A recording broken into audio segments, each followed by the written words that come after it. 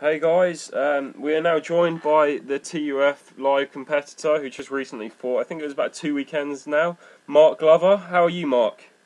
Yeah, I'm good, yeah. Just got back now, just started training again, so just getting back to the reality, really. Fair enough. So, Yeah, I guess we'll just jump straight in since you mentioned the word reality. yeah. How did you find your experience on the show? Um, it was just something very different. Well, I flew over 10 days early. The UFC flew us over, and it was kind of like you just come back to the hotel a lot. So you was basically spending a lot of time on your own. And not having like home comforts and not getting to train with your normal partner, so it was very different to what I was used to and for everyone else. So it was a good experience in that sense. I learned a lot about myself, but it was good. I enjoyed it. Yeah, definitely. I guess the next thing, they didn't really to us. It felt like all of a sudden you were just told about the 1 round fight. As in, did you have any preparation for that, or were you literally kind of told that day? No, well, they just kind of like kept us saying you're fighting on the Friday, and that was it. That's all we got told. So I trained as if I got really fit for it. I was training as if like getting super fit. I was training like 3, 4, 5, like prepared to fight because I wanted to go in really fit. And then we done a PR thing on the day before the weigh-ins, and he just brought us all in and he told us it's been changed to 1 round. And I was a bit like, oh no, I was a bit gutted about that, to be honest, because I'm a bit of a slow starter anyway, and I was thinking that favours the wrestlers more, to be honest. So it was a bit of a shock. Yeah. So yeah, so I didn't really like it that much. But How long did you have to prepare for? Of course, you fought John Kofa. yeah, Did you know much about him? no, I didn't know anything about him.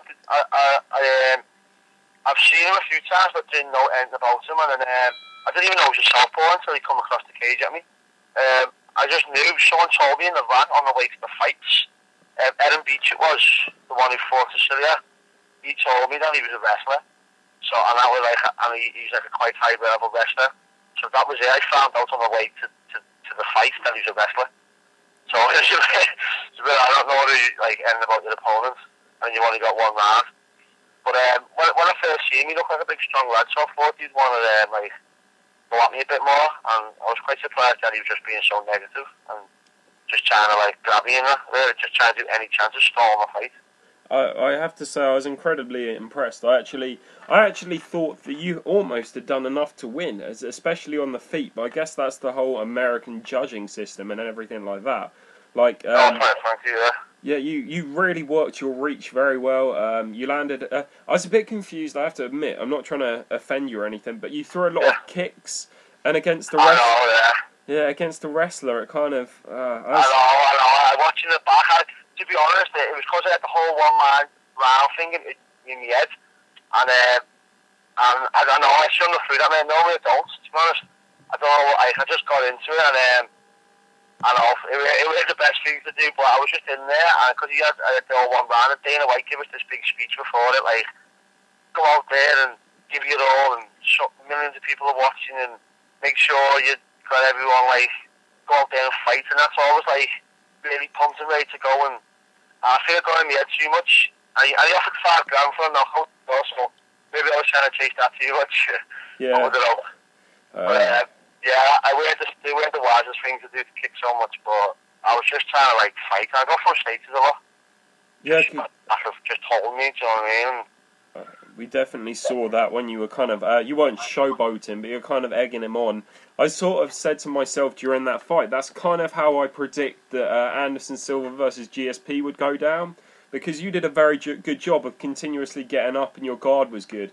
But I think the other thing that kind of let me down when I was watching you is when you went for that guillotine. Like, it put you on your back again, and it was just like, oh, if only. I know. It was the whole 1 round thing, because I heard Ross Pearson was in my corner, and I heard him shout, you've got to finish this now, you've got to finish this now. And then I was like, oh, I might be way behind you, in my head.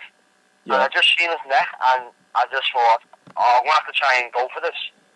And it was just completely different. Having one round was like, because I knew how much they favoured the wrestlers over there, and because you got that one takedown. I've seen people win fights just off getting a takedown. Yeah, like so so I was thinking like, I thought it was way behind because he showed it. I don't know. It was just it was the best thing that one round. I panicked a bit too much. I think and rushed me work maybe a bit too much. I guess they're there to test you, but I definitely. I just say because beforehand, we trained loads of just because I was forced. Was we fighting a lot of wrestlers if I was over there, so I was always continuously trying to get back to my feet anyway. And I was got a good wrestling coach in Michael Grundy, and I was doing a lot of technique, so I felt good getting back. I'm always pretty good at getting back to my feet anyway, and I think that was quite tiring. That John Cole fell out a lot. Yeah, you said. But he was just weren't even trying to ground the pound or anything, just being so negative. It was quite frustrating. You definitely showed it, and what you said about the ground and pound was, I didn't even think he did that much from the top. What did you think, Ray? It was pure lay and pray, wasn't it? I mean, he just literally he took you down and he tried to hold you down. He didn't show it hardly anything offensively at all. I didn't think watching the fight as a fan, I didn't think he tried. He wasn't offensive at all. Yeah. It was. That's what was the most frustrating thing about it. And before the fight, Mazzagatti and the other referee, I forgot his name, one of the referee fight, come in and he was saying, if anyone takes down, you've got to go for it, because we're going to stand it up because it's only 5 minutes. And then when he had me down, I was looking at the ref and I was going, he's not doing nothing. And then he just didn't do anything. So, I don't know, it's a big regret because I'm a bit gutted in the sense that I thought I was a lot better. And if I had the extra round, I really definitely thought I could have finished him. I maybe not been rushing me work so much in the first round. So I've got a lot of regrets in that sense because I feel like if you have an actual 2-round fight or a 3-round fight, I'm a bit better fighter. So it's a bit gutting in that sense that it's been so hard to get there and it doesn't come off. But I think that kind of format anyway, you don't always get the best fighter winning. I think on most days that James Krause is a very talented fighter. He just got that Lawrence, who's very impressive. But I think he could beat most fighters on that show. So it's just looking at the door, I suppose. I think the 1-round format definitely, like you said before, suited the wrestlers because they literally only need to score that one takedown, don't they? Yeah, that's what I was thinking. I was gutted. Like I had the 1 round, to be honest. I was gutted. I didn't try to let it affect me too much, but and then when someone told me he's a proper wrestler. I thought it suited the wrestler. I can understand why they done it because the whole TV schedule thing, but I was a bit disappointed by the idea. Have you had any contact with the UFC since the fight? Sorry, what was that? Sorry, have you had any contact from the UFC since the fight? No, I've had no contact at all yet. So I've had nothing since. I haven't heard nothing. So. What do you think the chances are? Because obviously there's rumours of a card in Liverpool, which is obviously your neck of the woods. What are the chances, do you think, of getting on that card? I'm not too sure.